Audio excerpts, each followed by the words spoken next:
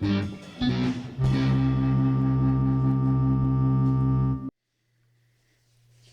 everybody, and welcome back to VGBoombox. This is Bobby, and in today's tutorial we're going to be looking at the keyboard or piano portion of the Breath of Fire 3 song Ogre Road. If you have not seen my recording of this song, be sure to click the link in the description below so you can check out the full song with all three parts. Played the recording of this song with drums, keyboard, and bass guitar. Today we're just going to be looking at the keyboard portion. Specifically, we're not going to be including the bass guitar notes. So if you want to play the keyboard portion with the bass guitar notes, you will have to figure those out for yourself. Consider that your homework, your ear training. Figure out the bass notes that I'm leaving out to make the song complete and more entire. I will give you a hint though. The first bass note is a C. Okay, I'll give you that hint, and I may slip a few in here as we're playing, just as a bonus. But we're going to be learning this song today on the keyboard. I do have a confession. I did not intend to do this tutorial on keyboard. I had intended for this tutorial for this song to be my first drum tutorial, but I ran into some technical difficulties with the drum recording.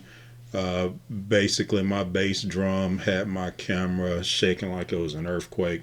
In addition to that, I tried to simplify and dumb down the tutorial just to make it easier, but in fact I made it more difficult to follow. I was trying to leave out counts and timing and just kind of describe how the song is played, and it just doesn't work with drum music. Drum music is really about the timing and the rhythm and the count, and it just wasn't doing you guys justice to try to do a drum lesson without really going into the count. So I got to take a step back. I got to reevaluate my teaching methods when it comes to teaching drum lessons. Once I get all that dialed in, then in the near future I will have a drum tutorial for one of the recordings that I have forthcoming. So I'm getting to more and more songs that have a drum section. I'm just kind of getting back warmed up on my drums. I hadn't played them in a long time. So I'm going to be playing those more and more in upcoming videos. So there will be future, very, very near future opportunities to include some drum lessons in the mix of things, just to keep things diverse. But today we're going to be doing another keyboard lesson. Again, Breath of Fire 3, Ogre Road. If you haven't seen the video, link below, blah, blah, blah. Okay, so let's get to this tutorial. First things first, for this song I'm playing again on my Yamaha keyboard. This was a eBay refurb, I think, at the time. I'm not sure if they still do or not, but Yamaha had a eBay store where they sold refurbished keyboards. That's where I bought this keyboard from. I love it. I've been playing on it for years. Well, not consistently, obviously, but I have owned it for years. Just now getting back into it, but it plays great. Hadn't given me any issues. It's in tune, has plenty of sounds, so I highly recommend Yamaha keyboards if you're on the market for one. Today we're going to be using my tone is what's called Dream. It has some sustain to it. It has kind of a dreamy, echoey undertone to it, so I think it fits this song well. So this song starts with G. Okay, so I'm sorry, I'm getting ahead of myself. So a few things about this song. So I'm going to be playing it with both hands. With my left hand I'm not going to be doing a whole lot, but again, I'm trying to develop my skill as I'm going through developing content for this channel. So every chance I get, I'm using both hands. I'm using as many fingers as I can because I want to continue to develop my own personal skill. So we're going to be playing with both hands, and I'm going to try to identify the fingers that I'm using for each section as we go, because I think that's also important to not only use all your fingers, but to try to specify which fingers you use on which part. I think that repetition just helps you learn better, learn faster, and play more fluidly. Okay. All right. So the keyboard portion of this song. So again, if we were playing the whole song, we would start on C.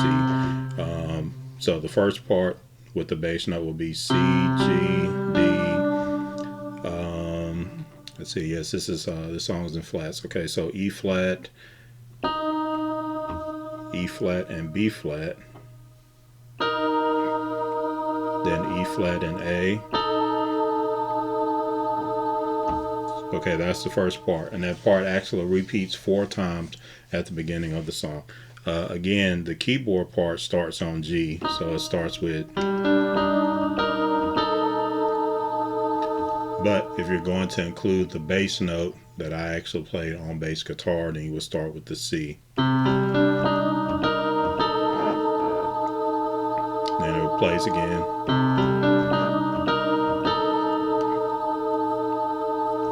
Again, if you're going to learn the bass notes, again, I'm going to give you a cheat here. It's going to be F, G, C, then back to the G. Okay? So the first time through is second time, third time, F, G, C, G, D.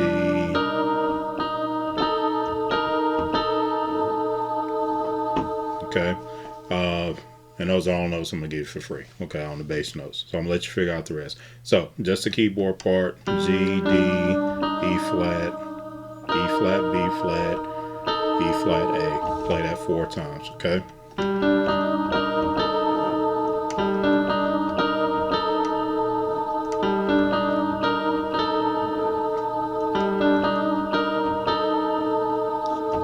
That's not in the proper time, and once we get through all the parts, we're going to come back through and we're going to play it in the proper time. And now I think if you're familiar with the song, you'll really hear it and you'll say, oh, okay, yeah, I recognize that song. Okay, so the first part though is that sequence 4 times. Okay, then the next sequence is going to be B, E flat and G at the same time, then D and F, then B and E flat, then D and F. Okay, then the next part is C, E, A flat, D and G flat at the same time, then C and E at the same time. Okay, so let's back up before we go on to the last part, because I want to specify what I was talking about before. Okay, so I'm not sure if this is like the technical or official way to number your fingers, but and I really need to look it up, because I don't want to lead anybody astray or teach you wrong habits. Okay, it may be that the thumb is always considered 1, and then 2, 3, 4, 5. For me and my brain, I number left to right, period. That's the way I number. And that may be incorrect. If it is incorrect, I will correct it and I guess relearn it before I do my next tutorial. But for now, I count my fingers 1, 2, 3, 4, 5. 1, 2, 3, 4, 5. Okay, 1 to 5, left to right. That just makes sense to me. But if that is incorrect, I will correct it for the next tutorial, I promise. But for now, I'm going to play the G note, or in this case, for this part, the B note, with my 5th finger on my left hand, which is my thumb. Okay, this E flat I'm going to play with my 2nd finger, which is my 1st finger or pointer finger. Okay, so it's B, E flat. Okay, so I'm going to play E flat again with my 2nd finger, and I'm going to play the G with my 4th finger. And then I'm going to play the D with my 1st finger, which is my thumb, and the F with my 3rd finger or middle finger. It's going to be the F, which is my 3rd finger. Okay, and then the next pair, I'm going to play the B again with my thumb, and the E flat with my 2nd finger. And then I'm going to go back to the D and the F with my 1st finger and my 3rd finger. Okay, now the only reason why I really specify this, or why I basically teach myself this way is because sometimes I will kind of forget which fingers I use to play a certain part. And, in the course of learning a song, sometimes I find that it's more efficient or just more economical when it comes to the whole economy of motion to use certain fingers for certain notes at certain parts. So when I write out my music as I'm learning a song, I will actually identify which finger I use for which note for each part, so that when I go back and practice it, if I'm fumbling around or if my fingers are getting crossed or I'm running into my own fingers or hands, I can go back to my notes and say, okay, for this part I said that I was going to play this D with my first finger and this F with my third finger, if that makes sense. So that's just something that I personally do to help me to clean up my music, clean up my playing, and be more efficient. By all means, if you just want to just play and just flow with it, and whichever finger goes to the key, as long as it's the right key, if that's the way you want to roll, by all means. But I'm just sharing that when I play or learn a song, I try to specify a specific finger for the specific notes, just to be more efficient. Okay, so let's just go through this part again without all the extra babble. So we got B, E flat, G, D, F, B, E flat, D, F again, C, E, A flat, D and G flat, C and E. Okay, now the last part of the song, I'm going to actually play two notes with my left hand. I'm going to play the G and the D flat, third finger or middle finger, and then my thumb. Then I'm going to play A and F, as far as I'm concerned, 3 and 5. Then we're going to play E flat and G with 2 and 4. D flat and F with 1 and 3. D and G flat, 1 and 4. And then we got 3 notes, C, E flat, A flat.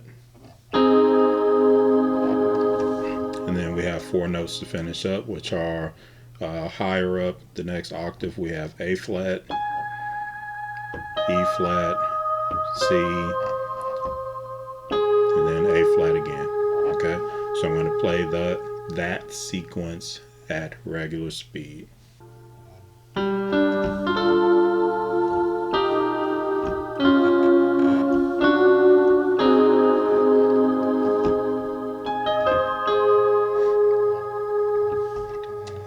I say regular speed. That was actually not regular speed. It was just me playing without me running my mouth at the same time. Okay, so that's actually the entirety of the song. So again, the first portion you play through 4 times. Then you got the second portion you play 1 time. Then the final portion you play 1 time.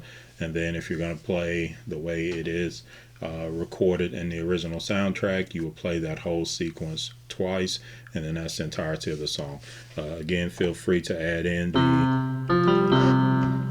the bass notes, learn those, jot them down, write them down, just write everything out, so that you can practice the entirety of the song if you so choose.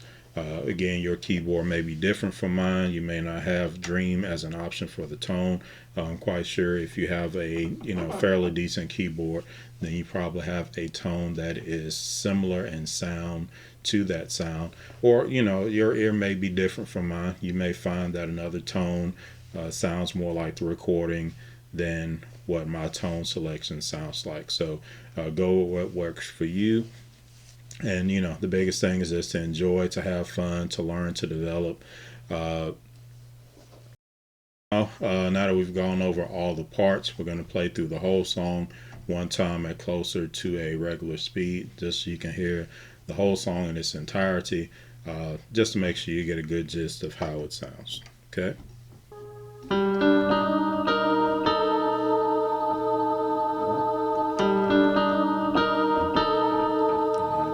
Second time, third time, 4th time, we're going to the B,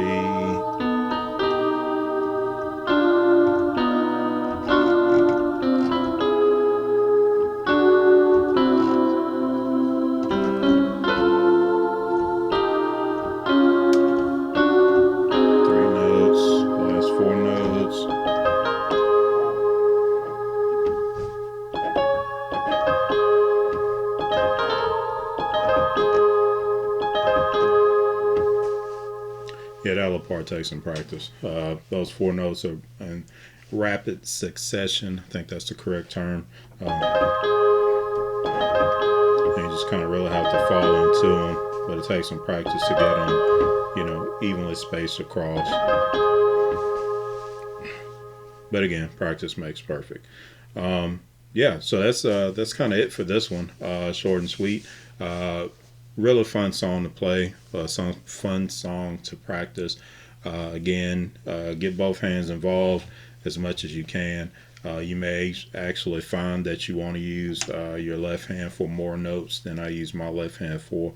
For instance, I just use my right or left thumb. But you may want to use, your thumb for the D and then your middle finger for the G. Hey, it's up to you. Do what works best for you. You may want to use your pinky.